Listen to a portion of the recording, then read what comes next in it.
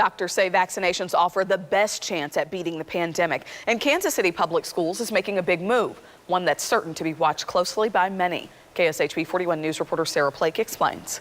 The Kansas City Public School District is the only district in the metro requiring their teachers and staff to get the COVID vaccine by August 23rd or do weekly testing.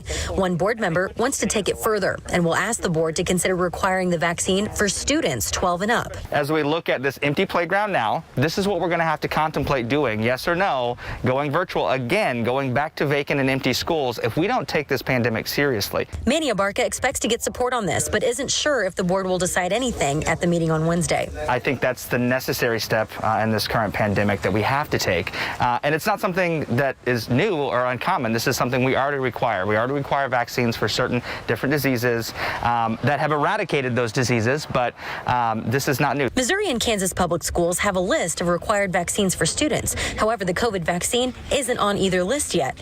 Mark Tallman with the Kansas Association of School Boards said boards would have to come into an agreement with their teachers' unions to make vaccines a requirement. Unless there was greater clarity, a board that wanted to take these actions certainly could be challenged and would ultimately be either up to the court to decide or at some point the legislature to try to come in and resolve. KSHB 41 News reached out to 26 school districts in the metro in Kansas and Missouri.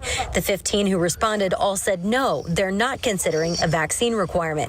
KCPS and Lee Summit said they've held vaccine clinics and the majority of their staff is already vaccinated. The Kansas National Education Association said their teachers want to be in the classrooms long term and are worried what will happen if school districts ease off. That's really what we're doing here is trying to make this the best school year it possibly can be, even with the Delta variant coming. And the way we do that is we take these very reasonable, safe, common sense measures, including vaccines, masks, and all the other things that those medical experts have said and have been, quite honestly, have proven to be effective. Sarah Plake, KSHB 41 News.